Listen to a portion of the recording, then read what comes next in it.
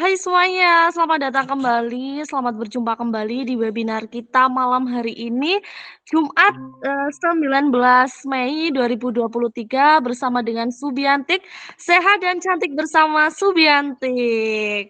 Oke, sebelumnya perkenalkan nama saya Ari Wardani atau biasa dipanggil Dani. Teman-teman bisa sapa saya Kak Dani, Mbak Dani, ataupun yang lain. Di sini saya menggantikan host sebelumnya. Jadi untuk webinar hari ini dan ke depannya akan dipandu oleh saya. Oke, salam salam kenal teman-teman semuanya. Selamat kenal. Nah, malam hari ini kita akan kembali sharing seputar inovasi produk kemasan ramah lingkungan ya, yang pastinya bakal seru bakal seru banget dengan narasumber ahlinya, Neng Filiana Mila Dewi. Halo Halo, Neng, halo. malam. Selamat malam semuanya. Oke, apa kabar nih Neng Filia? Baik banget, bersemangat untuk sore ini, untuk acara ini. Oke, makasih banget nih, Neng. Nah, eee, Mm-mm. Neng Filia ini adalah seorang co-founder dari Rumah Inspirasi Jogja, atau disebut dengan Rumijo, yang memulai usahanya sejak tahun 2011 ya, Neng, ya? Nah, Ya, Rumijo itu banyak sekali menginspirasi masyarakat sekitar yang bermula dari keprihatinan owner atas tata kelola sampah masyarakat yang kacau, menjadi belajar cara memilah dan memilih sampah, juga membuat sendiri bahan kesehariannya yang dipakai untuk mengurangi sampah pembungkus, seperti sabun mandi, pasta gigi, seperti itu ya. Tentunya keuntungannya lingkungan jadi terawat. Nah, kalau dari kesehatan, apa sih manfaat yang sudah didapatkan, Neng? dari segi kesehatan ya. eh Satu, itu sehat jasmani dan rohani dong. Kalau kita melakukan segala sesuatu itu sesuai dengan hati nurani, pasti eh rohaninya akan sehat. Nah, pada saat rohani sehat, itu akan mempengaruhi jasmani. Jadi kita akan lebih apa ya, lebih terkendali dari stres, dari depresi begitu. Sehingga membuat badan ini sehat dan bersemangat.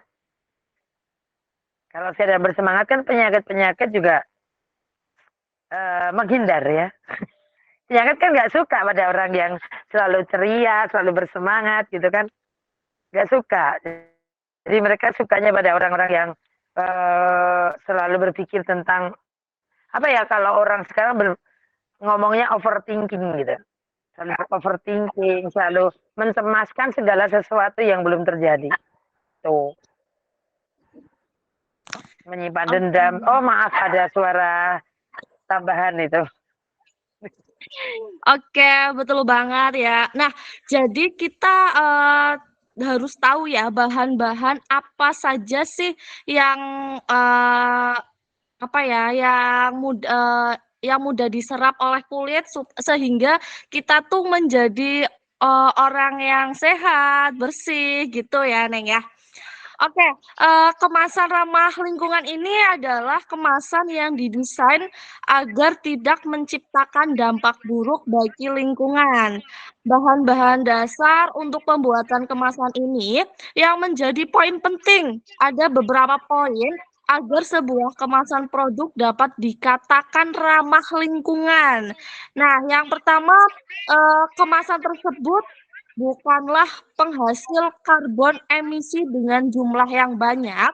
Beberapa jenis bahan yang digunakan oleh manufaktur dapat menciptakan karbon oksida berlebih sehingga berdampak buruk pada lingkungan dan alam.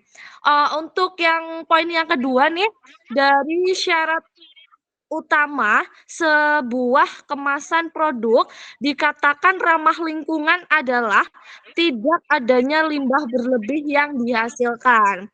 Limbah berlebih ini dapat memenuhi tempat pembuangan akhir dan berdampak buruk pada lingkungan ya.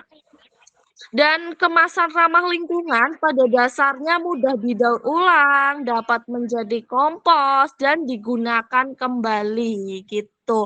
Jadi singkatnya nih, kemasan berkelanjutan adalah kemasan yang tidak meracuni lingkungan alam, mulai dari cara pembuatan hingga kemasan itu dibuang gitu ya. Oke nih, kali ini bakal seru banget karena kita bakal membahas seputar inovasi kemasan, yang ramah lingkungan. Jadi jangan di-skip ya teman-teman ya. Nah, kalau ada pertanyaan boleh langsung ditanyakan saja di room chat-nya ya teman-teman. Oke silahkan yang Viliana untuk memaparkan materinya. Terima kasih Mbak. Siapa tadi? Lupa aku. Dani. Mbak Dani. Terima kasih Mbak Dani untuk waktunya, untuk kesempatannya di sore ini.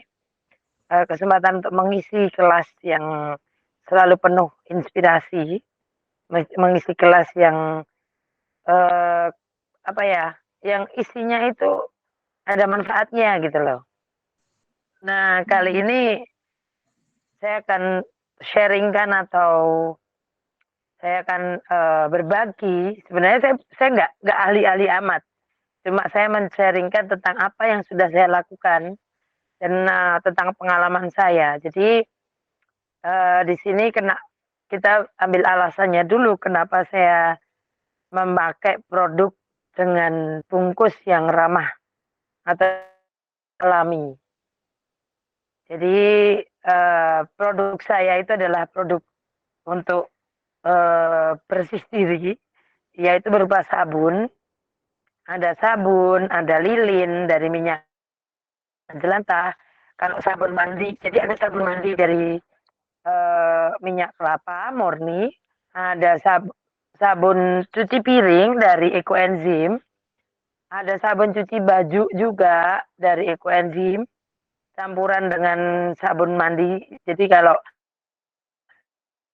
ada sabun kita lebur jadi sabun cuci piring, cuci baju. Terus ada juga sabun cuci piring yang tadi dari ekoenzim itu bisa juga buat nyuci kamar mandi juga bisa. Terus bisa untuk sabun pel juga bisa. Terus ada lagi saya membuat lilin wangi dari minyak jelantah atau minyak bekas. Terus ada lagi saya membuat bubuk arang bambu yang digunakan saya mixkan dengan daun stevia dan apa namanya mint berasa mint itu untuk sikat gigi, jadi pengganti pasta gigi. Saya juga membuat kaldu dari tempe. Jadi orang pikir itu vegan. Ya, saya nggak berpikir tentang vegan. Saya cuma berpikir tentang kita bisa loh bikin kaldu dari tempe. Karena saya bukan orang vegan, jadi ya udah bikin aja gitu. Terus saya berpikir tentang bungkusnya. Karena kenapa saya bikin itu sendiri? Karena keprihatinan saya akan bungkus dari produk-produk tersebut yang kebanyakan itu saset. Nah di sini juga saya partner saya itu membuat sampo batangan. Karena sabunnya juga sabun batangan, bukan sabun cair. Samponya juga batangan. Jadi ada sampo, kalau yang cair belum ada. Jadi sabun batangan, sampo batangan,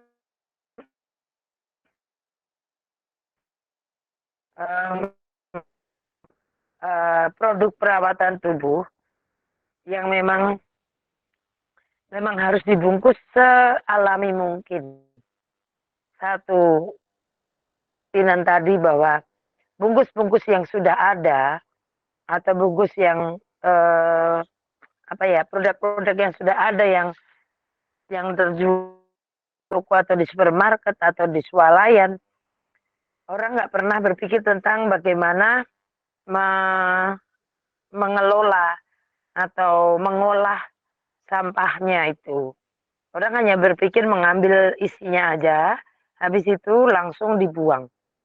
Jadi bungkusnya itu langsung dibuang sembarangan. Dan karena rumah saya itu belakang rumah saya itu adalah sungai yang lumayan besar, dan saya di sini juga melihat langsung bagaimana mereka atau masyarakat memperlakukan sampah mereka.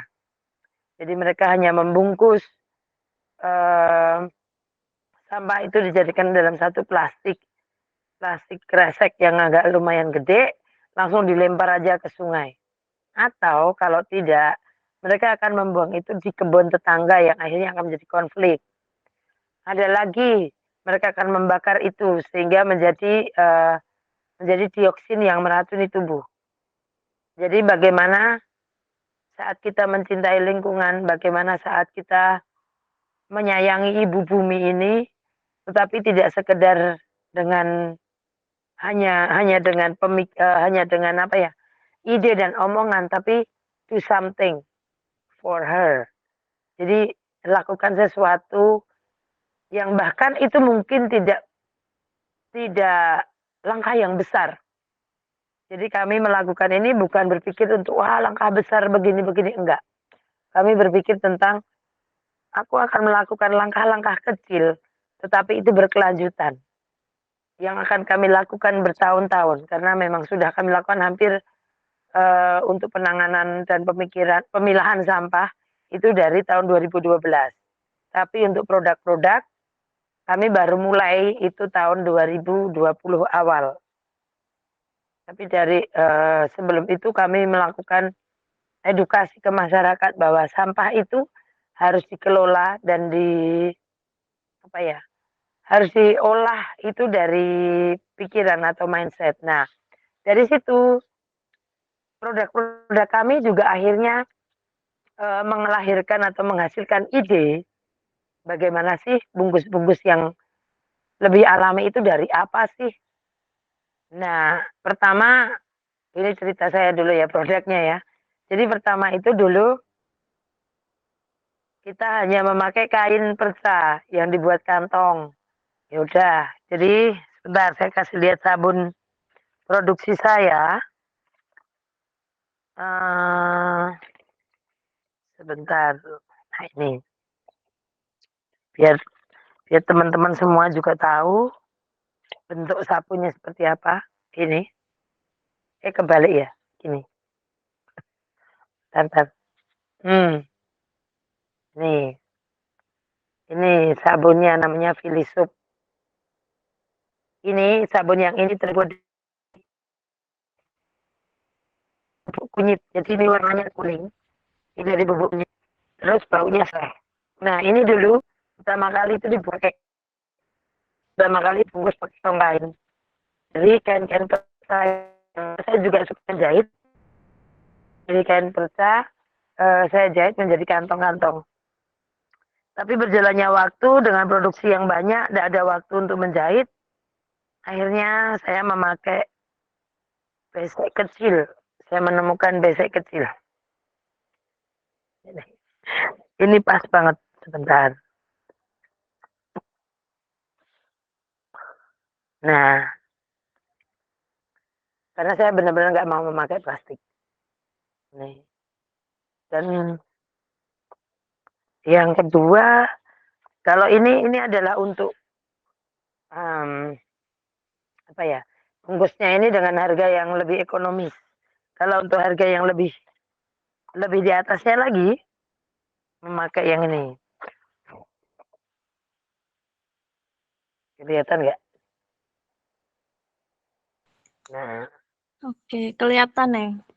Oke. Terus ini dibuka begini. Ini dari bambu utuh. Tutupnya ini kalau ini dari jati. Tapi sebenarnya nggak harus jati sih, kayu biasa aja. Kalau ini jati. Jadi Itu memang untuk yang lebih eksklusif gitu kan. Terus di sini saya ada lagi, saya bungkus dengan ini. Apa ini? Ini adalah apa ya namanya ya? Bukan pelep artisan saya pernah, tapi kalau ini jagung. Apa namanya ya? Bungkus jagung itu loh, kulit yang untuk bungkus jagung. Kalau orang Jawa bilang kelopot jagung, tapi nggak tahu kalau di bahasa Indonesia ya lupa. Pokoknya dari jagung gitu loh. Nah ini adalah produk yang kecil juga sama, pakai jagung juga. Jadi kayak dodol, bentuknya jadi kayak dodol ini. Jadi itu sabun ya, itu produk produk sabun kami. Terus uh, ada lagi di sini memakai, sebentar saya kasih lihat.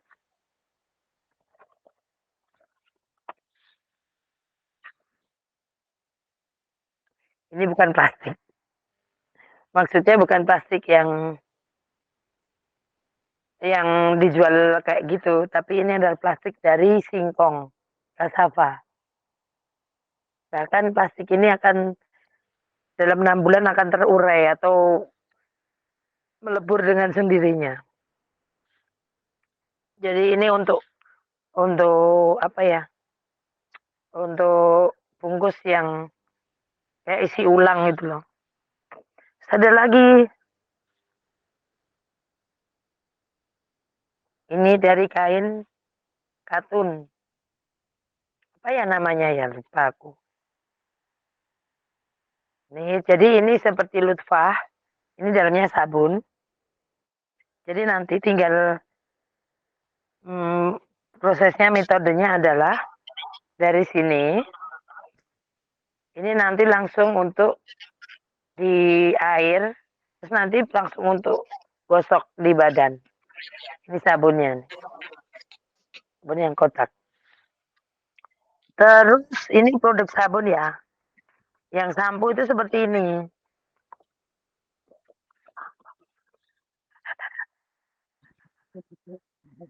Ini sampo hijau karena warnanya dari kelor. Ini adalah sampo batangan yang awet. Bisa sampai 2 bulan, tergantung panjangnya rambut. Terus ini adalah lilin. Bentar. Kelihatan? Oke, kelihatan, Neng, kelihatan. Ini lilin. Lilin wangi. Lagi ya. Oh, ini juga lilin dari, warnanya dari coklat. Coklat batangan. Ini yang lilin aku tadi sampaikan dari minyak jelantah atau minyak bekas. Ini wangi kopi. Terus ini.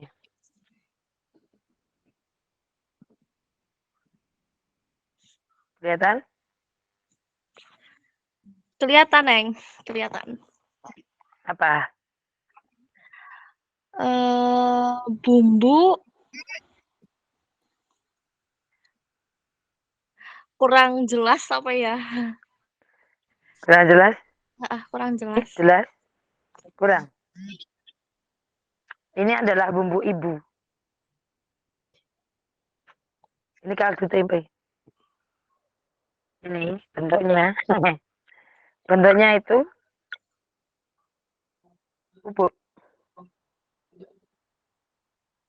Dan benar-benar seperti kaldu sih. Aku membuatnya penuh dengan cinta.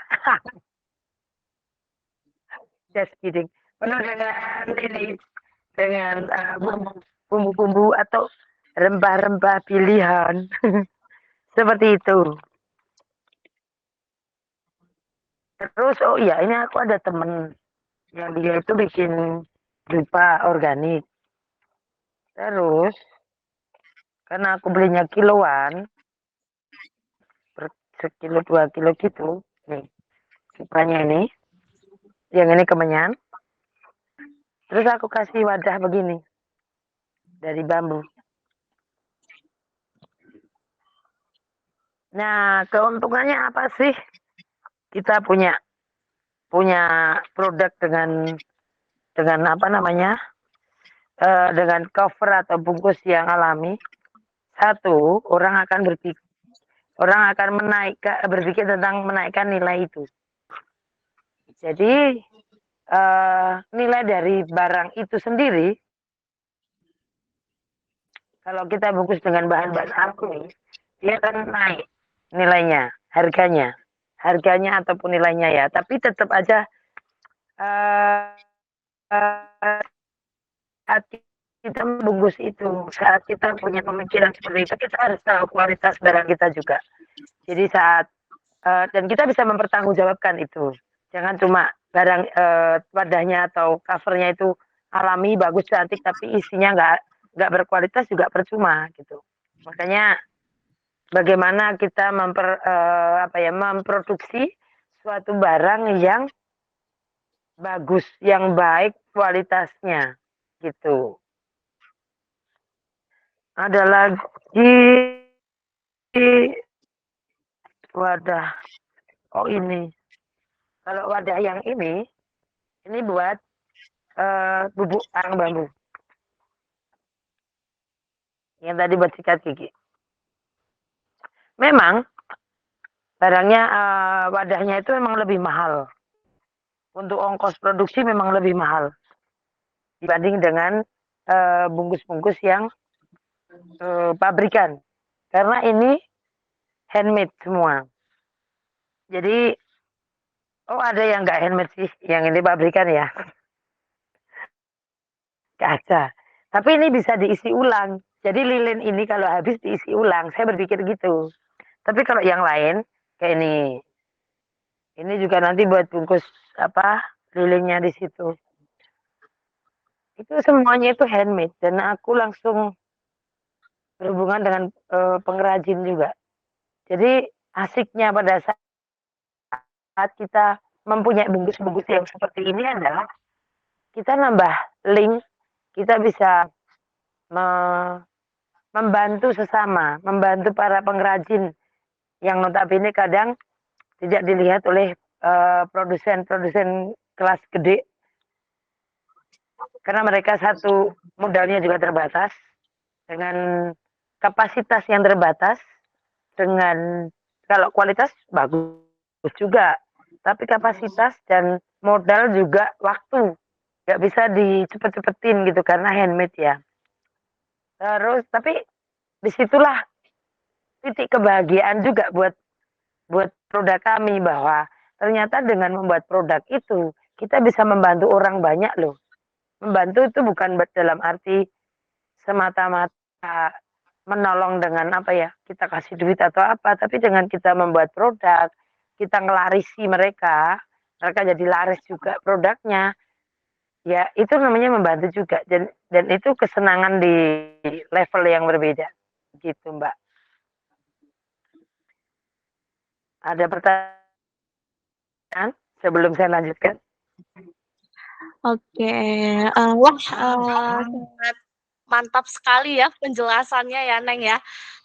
Untuk sebelumnya mungkin, ada pertanyaan sebelum Neng Filiana lanjut.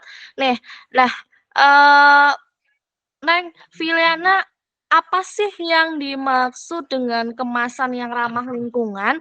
Atau gimana sih kemasan yang ramah lingkungan itu? Yang dimaksud dengan kemasan yang ramah lingkungan, satu, di mana apa ya namanya ya bahan baku dan hasil akhir itu tidak terlalu jauh perbedaannya. Misalnya ini kan bahan bakunya bambu ya. Kita bisa merasakan dan melihat oh ini bambu. Beda dengan satu bahan misalnya plastik. Bahan bakunya kan minyak bumi. Terus kita dapatnya berupa plastik. Itu kan jauh banget ya. Kita nggak kepikiran di situ. Yang kedua, setelah kita tidak memakai ini, kita buang ibu bumi atau bumi ini dengan cepat dan mudah menguraikannya. Itu. Dan pada saat apa ya, ini ditaruh di air juga bisa busuk, ditaruh begitu saja di lapang di udara terbuka juga bisa busuk. Terus misal pun kena api itu tidak menimbulkan dioksin juga, begitu. Itu yang ada di kenapa aku kemarin mengide untuk ini ya, dasarnya itu juga sih. Oh, oke, baik. Nah, untuk produknya itu apa aja sih Neng Filiana yang termasuk produk yang ramah lingkungan selain mungkin selain dari lilin atau bungkus seperti yang tadi Neng Filiana tunjukkan. Selain itu ada apa nggak sih Neng yang produk yang ramah lingkungan, yang termasuk ramah lingkungan? Baru itu sih Mbak, sementara ini baru itu. Yang lain itu kan produk jasa ya. Produk jasa di sini juga karena aku juga ada homestay, aku bergerak di bidang pariwisata. Nah itu juga yang lain selain produk itu udah itu aja dulu. Karena saya berpikir tentang tentang gini, belajar sesuatu tidak harus banyak tapi profesional. Itu aja. Jadi untuk apa kita belajar banyak banyak banget tapi malah kita itu bingung juga.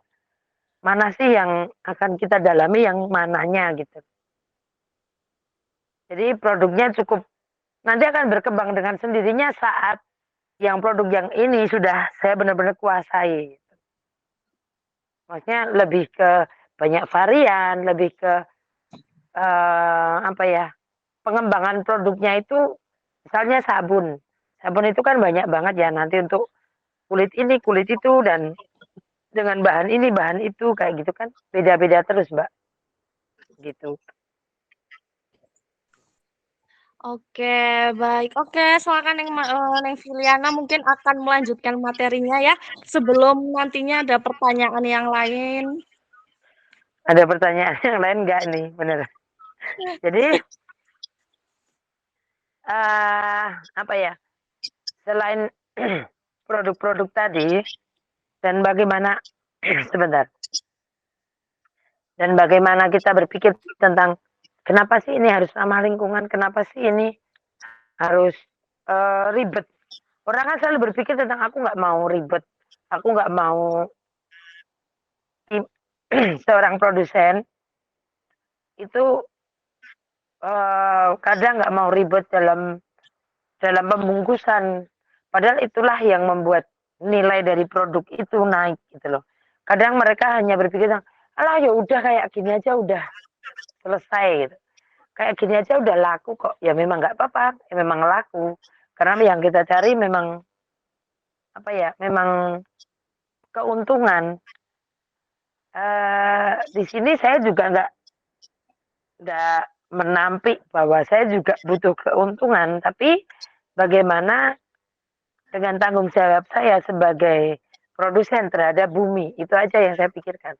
Nah, boleh nggak sih produk, terutama untuk produk makanan nggak bisa ya, dengan bungkus yang seperti ini saja, jadi harus memakai plastik misalnya, boleh nggak sih? Boleh aja. Tapi saya sarankan pemakaian plastiknya itu yang benar-benar bagus malahan, karena bisa dipakai ulang, gitu loh. Jadi contohnya ini, saya ada, aduh, teman saya nih, produk teman saya nih. Ah, bentar. Nah, ini adalah produk dari apa namanya, bubuk biji.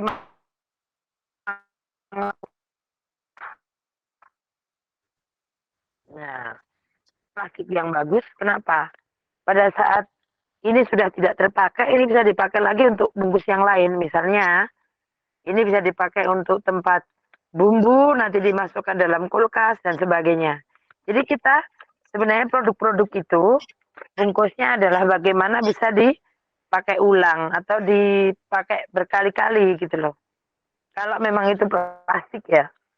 Tapi kalau nggak plastik, kalau memang masih bagus dan itu alami, pakai lagi boleh atau dibuang aja ya udah gitu.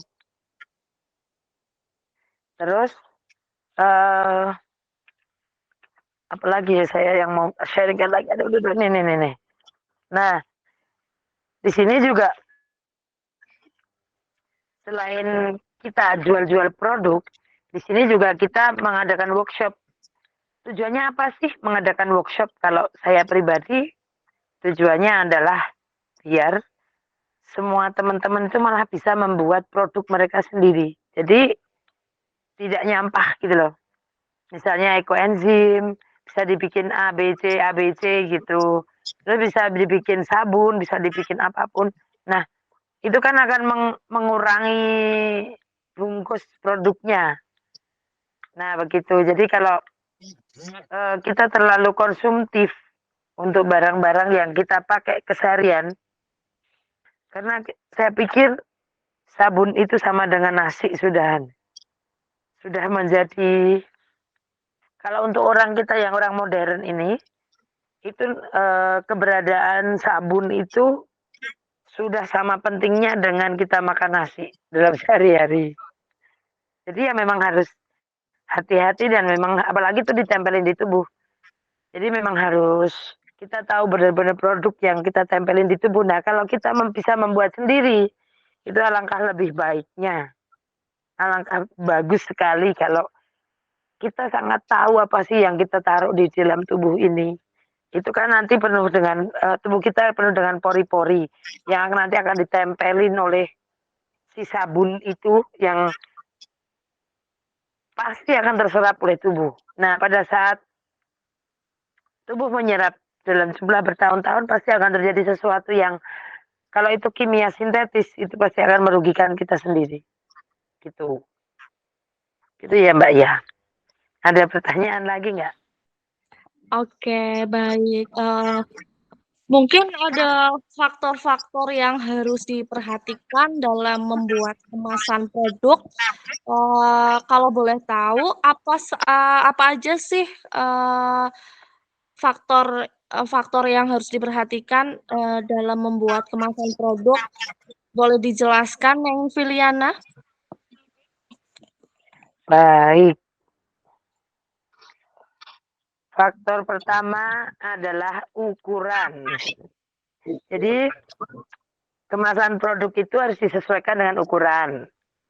Dengan jenis produknya apa, dengan bahannya apa. Terus itu untuk jangka pendek atau jangka menengah atau jangka panjang, apa yang namanya waktu ya. Tuh. Terus misalnya bahannya, produknya kok terlalu berminyak. Jadi kita mencari bahan-bahan yang satu menyerap minyak atau malah tidak menyerap sama sekali. Tapi jangan yang terlalu berlubang. Nanti kalau berminyak terlalu berlubang juga minyaknya kemana-mana. Nah, misalnya seperti itu. Kalau produk makanan ya tergantung juga sih makanannya apa, makanan kering, makanan basah. Kalau makanan basah yang kayak kue-kue gitu masih bisa ya memakai produk yang seperti ini. Kayak getuk atau sejenis apa ya, pokoknya makanan tradisional itu masih bisa. Dalamnya tinggal dikasih daun, itu masih bisa. Tapi kalau untuk kering itu disarankan pakai yang seperti ini. Yang kering, jadi biar ya tidak gampang apa ya? Kalau orang Jawa bilangnya melempem gitu. Apa namanya itu? Kalau kalau di bahasa bahasa yang lain apa sih? Apa melempem, Mbak? Apa ya, Neng ya, mungkin kayak, eee, sudah basi terlalu lama jadinya kurang. Jadi apa ya melempem itu ya? Karena kalau di Jawa itu kayak kerupuk terlalu kena angin itu kan nanti nggak renyah lagi gitu loh. Itu namanya melempem sih. Iya Jadi betul. kayak misalnya produk-produk dari teman-teman di sini berupa kerupuk atau berupa makanan yang lain yang memang cepet cepet kalau kena angin itu akan merusak ya jangan pakai produk yang seperti ini gitu loh. Mending toples aja sekalian kayak gini misal tapi yang gede. Karena sekalian lah kita ya kayak sekarang itu banyak sekali kayak kemarin ya bulan bulan Idul Fitri, bulan Syawal. Pas Idul Fitri itu bagus banget pada saat para produsen kue itu menjualnya plus tempatnya gitu. Walaupun memang kesannya lebih mahal, tapi itu lebih baik daripada plastik-plastik yang hanya nggak kepake lagi gitu. Terus faktor yang lain apa ya? Kayaknya udah itu deh. Kemarin yang saya pikirkan itu sih ukuran, bahan, bahan cover, bahan pembungkusnya, bahan produknya juga iya berpengaruh.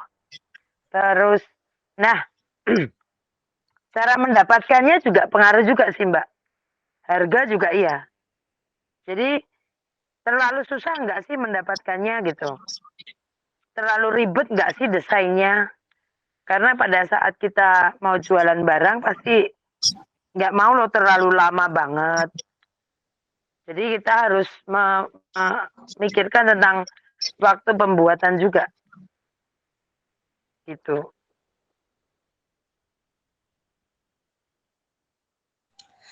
Ada Oke. lagi? Oh, oke, ternyata, ada beberapa faktor-faktor ya yang harus diperhatikan dalam membuat kemasan produk seperti faktor ukuran, jenis, seperti itu ya, Neng, ya. Oke nih, nah, Iya. mungkin selain produk yang ramah lingkungan, mungkin ada produk yang tidak ramah lingkungan ya, Neng, ya. Boleh saya tahu produk apa saja yang tidak ramah lingkungan menurut Neng Suliana? Produk yang tidak ramah lingkungan. Iya, betul. Oke, jadi gini, sabun saya ini, kenapa saya bilang ramah lingkungan ini berbusa. Sabunnya berbusa. Bagaimana cara membedakan sabun ini yang alami sama sabun yang kita bilang kurang ramah lingkungan ya, pabrikan.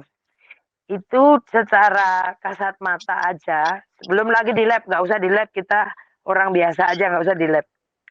Secara kasat mata adalah gini, saat kita memakai sabun itu, kan keluar busanya tuh. Nah, busanya itu cepat larut nggak dalam air. Jadi kalau busanya itu masih, misalnya dikasih air tuh dia masih ngambang di atas.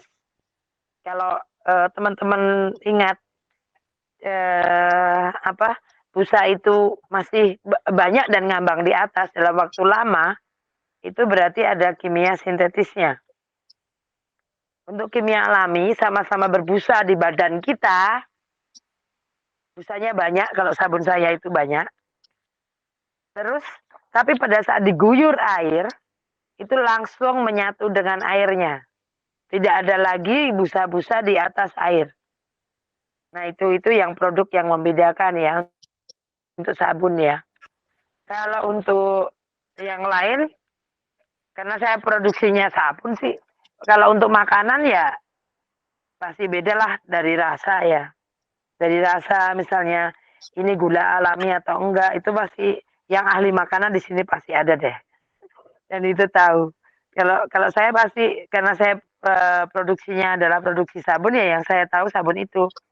Terus yang kedua adalah si produk itu saat sampai ke alam, misalnya ke air atau ke tanah, itu si zat-zat tersebut susah mengurai dan akan menimbulkan, misalnya kalau di tanah tidak subur, kalau di air itu akan membuat hewan-hewan yang hidup di air itu bahkan mati, sakit atau mati gitu. Kalau di udara ya jelas kotor kan, udaranya jadi kotor gitu. Itu produk-produk yang tidak ramah lingkungan gitu, Mbak. Oke, baik. Bagus banget ya penjelasannya. Terus untuk, cara pengemasan, ya, berarti kan yang tadi Neng Filiana sebutkan contohnya nih, buat yang untuk mengemas sabun atau lilin, itu kan berbeda ya, kayak yang seperti kayu jati gitu ya, Neng, ya. Terus, pelepah jagung mungkin yang tadi yang diperlihatkan.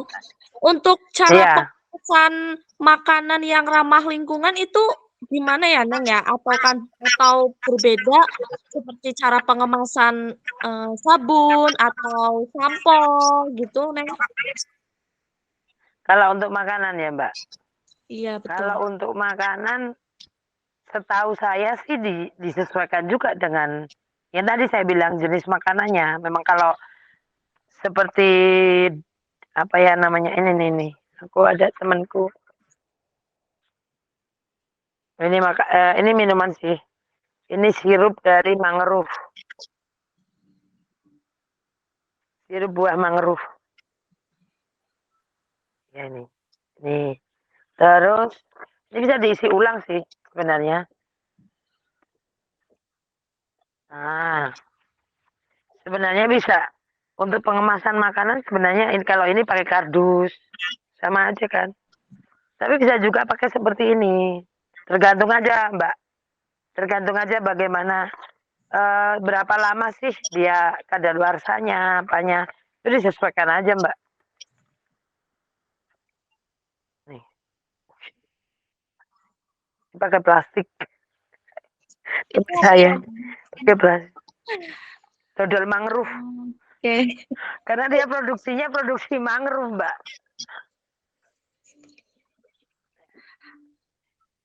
Nah, gitu. Kalau untuk makanan memang disesuaikan aja. Bisa pakai plastik. Cuma saya sarankan plastiknya yang bagus sekalian gitu. Oke, nah, mungkin mungkin ada beberapa ciri-ciri bahan yang ramah lingkungan, menurut Neng Filiana, itu apa aja sih ciri-cirinya? Bahan apa, Mbak? Eee, Maksudnya? un Bahan yang ramah lingkungan, Neng. Maksudnya bahan produksi atau bahan covernya? Untuk bahan produksi dan pengemasannya. Semuanya ya? Iya, betul. Oke. Untuk bahan produksi yang ramah lingkungan. Sama bahan covernya. Nah, sama seperti yang tadi saya bilang bahwa bahan produksi yang ramah lingkungan itu justru yang menurut yang sudah saya pelajari adalah dia itu tidak produksi akhirnya tidak jauh dari bahan utama, tidak jauh berbeda. Bahkan orang masih bisa merasakan atau masih bisa melihat atau masih bisa mencium bahan pokoknya, gitu loh. Jadi misal apa ya? Contoh kalau bahan terlalu jauh dari asalnya itu adalah tepung-tepungan, Mbak. Tapi tergantung juga. Jadi yang mana? Aku jadi lupa contohnya. Gini aja, kalau bahan yang ramah lingkungan itu satu bahan kita dapat dengan mudah di lingkungan kita. kita tidak terlalu jauh dari produsen bahan itu, karena juga yang saya pikirkan adalah transportasi. Kita memakai bahan-bahan yang kita bilang ramah lingkungan. Iya, benar ramah lingkungan. Tetapi pada saat transportasinya jauh, kita tetap melukai bumi dengan emisi karbon. Aduh, aku sampai situ ngomongnya ya, tapi memang benar seperti itu. Yang akhirnya itu mengubah pemikiran saya dengan mencari bahan-bahan terdekat. Tuh. Sama dengan covernya juga begitu. Sama dengan covernya atau bungkusnya juga kita mencari yang terdekat aja, Mbak. Jangan, maksudnya dekat juga nggak deket-deket amat, tapi satu wilayah, satu kota, atau hanya berbeda, hanya bersebelahan kotanya, seperti itu sih. Karena yang kita pikir emisi karbon juga, terus bahannya itu gampang nggak diperbarui. Bahan pokoknya, misalnya kalau yang produkku itu kan minyak kelapa ya. Jadi minyak kelapa itu gampang banget dibuat. Terus produksi kelapa di negara kita juga banyak. Dan itu nggak apa ya, nggak memerlukan waktu yang lama. Terus bahan yang lain kan air, kayak gitu. Terus ada essential oil, misalnya serai, terus pala, itu juga di Indonesia banyak banget bahan pokoknya gitu, Mbak. Terus untuk covernya, misalnya untuk ini bambu, di mana bambu itu paling cepat pertumbuhannya. Pohon bambu adalah pohon dengan pertumbuhan paling cepat di sementara ini di dunia ini yang kami tahu. Karena pohon bambu itu tumbuh 20 sampai 30 cm per hari. Jadi dia akan sangat gampang untuk tumbuh, cepat untuk tumbuh. Ini biasanya bambu yang diambil untuk seperti ini tuh umurnya setahunan lah. Nanti diambil seperti ini. Setahun sampai 2 tahun. Nah itu Mbak, semoga menjawab.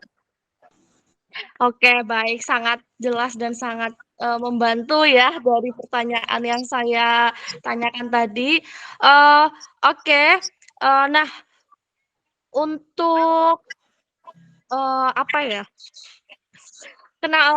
Kenapa apa alasan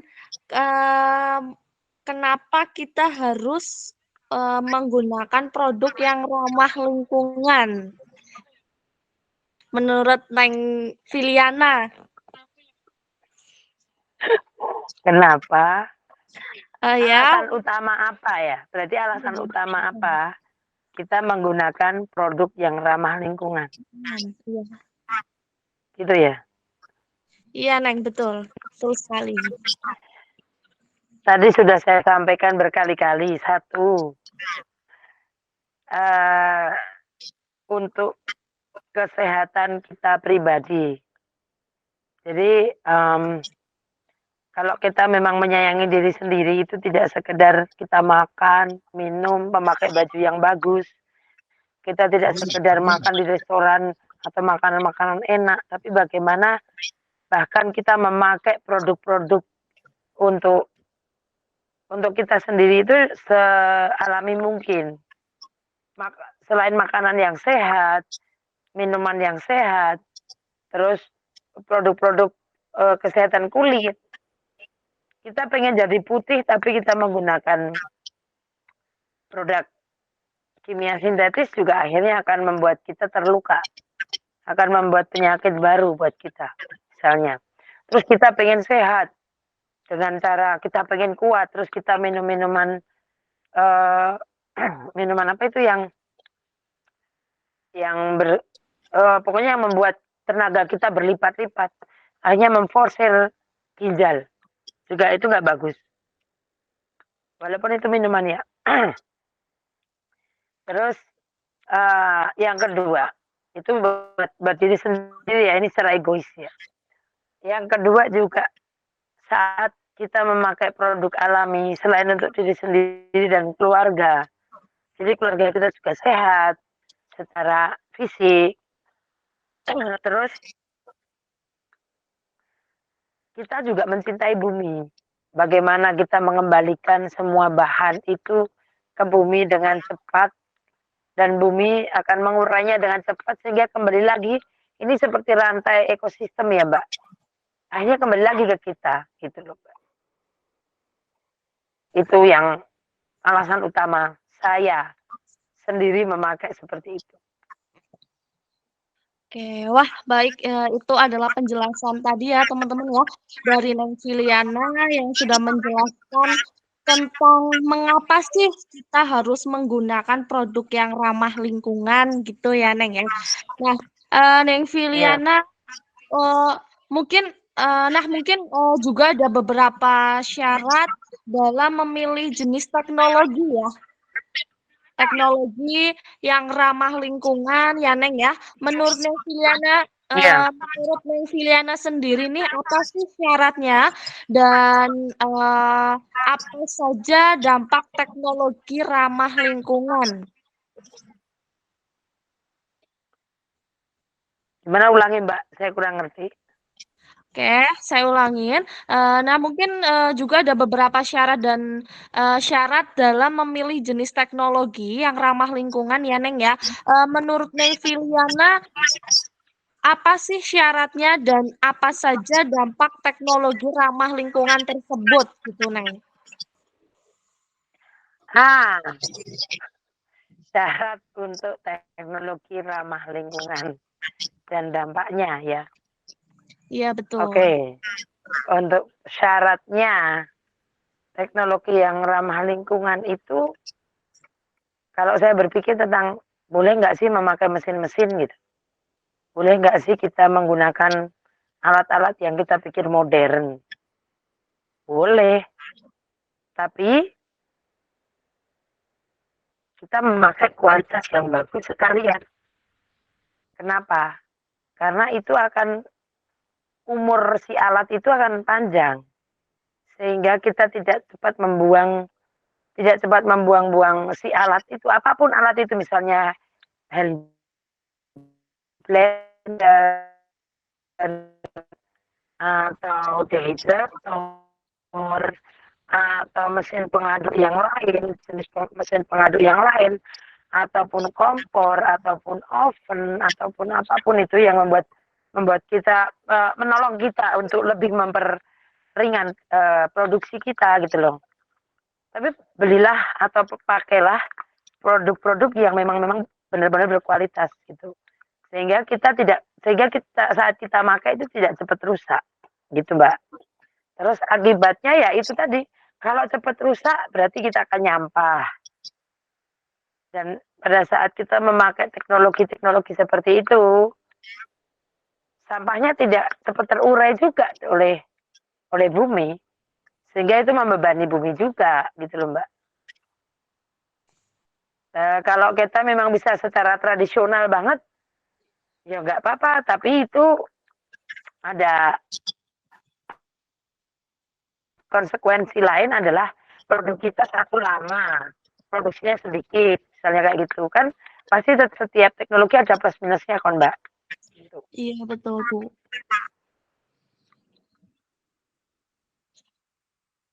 Apakah menjawab?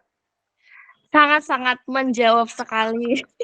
Oke, ternyata, banyak banget ya, seperti teknologi syarat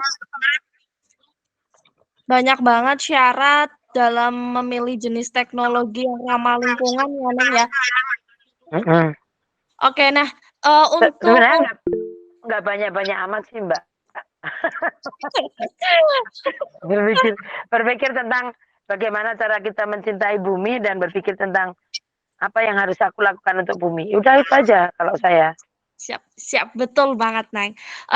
Yang mungkin untuk produk yang tadi Neng Juliana produksi tersebut itu dijual atau enggak ya, Neng, ya? Atau mungkin sekedar diproduksi dan dipakai sendiri atau mungkin dijual? Dan kalau dijual itu untuk harganya, mungkin terjangkau ataupun cukup mahal gitu ya, Neng? Semua produk-produk yang saya sampaikan tadi saya jual. Oke. Untuk harga, misalnya sabun, mana ya? Bentar Mbak, aku lihat dulu. Sabun yang tadi, misalnya nih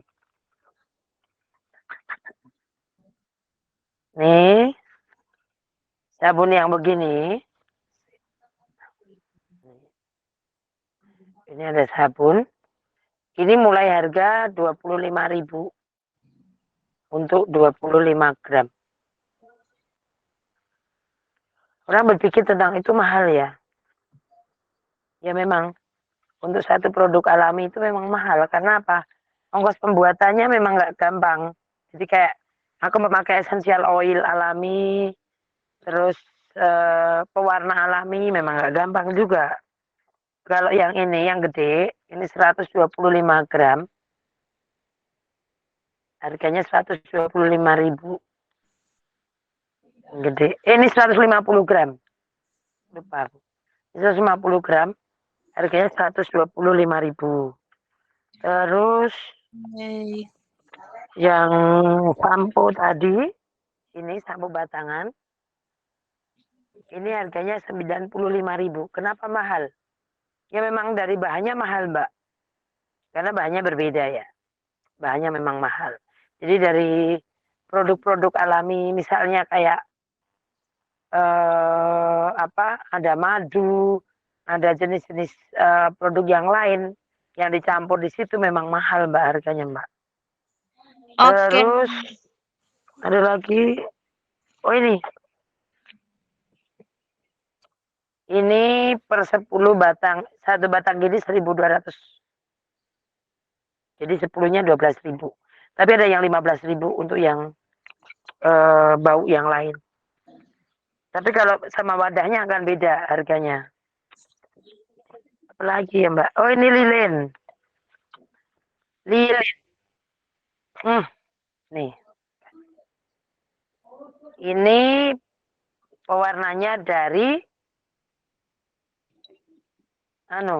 dari jati, daun jati muda di warna pink. Ini harganya 45.000. Ini untuk untuk kaldu tempe berapa gram ya ini ya? 50 gram. Ini harganya di 20.000. 50 gram. Oke. Terus yang kecil ini 7.000. Memang sangat Gitu. banyak ya Neng ya, sangat banyak produk dan harga-harganya. Oke, untuk Neng Kris, mungkin ada yang mau ditanyakan kepada Neng Filia, silahkan. Ya, selamat malam. Selamat malam. Selamat malam, Neng Kris. Silakan, Neng. Ya, saya dari Purbalingga. Saya membuat ekoenzim. Saya juga ajarkan sama anak-anak didik, termasuk sekolah untuk membuat ekoenzim juga. Cuma untuk produk yang dari ekoenzim kami masih mengharapkan produk-produk yang diproduksi dengan ekoenzim.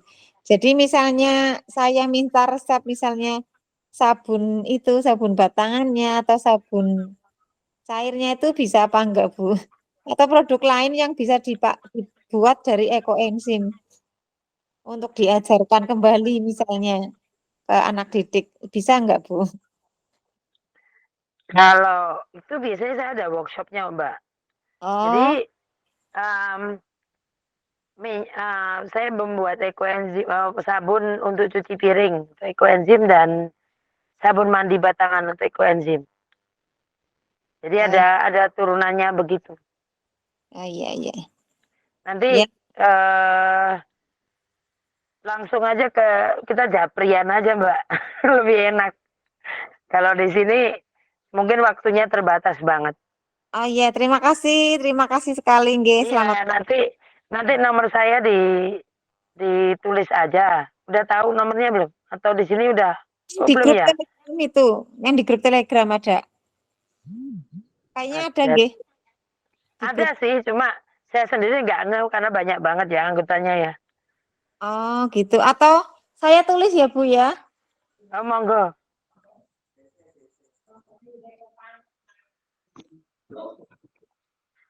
Sudah? Yes. Oke, siap. Oke, siap. 085 Ya, 6287 ya. 1681 16 81. Oke, 085 628 7 1681 nggih, Bu. Nggih. Nggih. Itu ekoenzimnya kalau boleh tahu ekoenzim apa aja? BO-nya napa? Maksudnya jenis sampahnya apa? Lah iya, Iya, maksudnya jenis sampahnya dibedakan enggak? Iya. enggak, bahan organiknya itu campur-campur, Bu. Iya. Oh, campur-campur. Itu yang Kalau campur-campur memang hasil akhirnya baunya enak. Iya, itu yang panduan yang pokoknya kulit buah minimal 5 macam gitu. Jadi kadang saya ke tukang lutis itu banyak kulit, saya ambil aja, saya cuci. Ambil. Iya, Ekoenzim tapi ya juga. bagus itu. Nggih. Oh, nggih. Iya, Nggih. bagus. Iya, Nggih. baik. Terima Nanti kita nggih, Bu.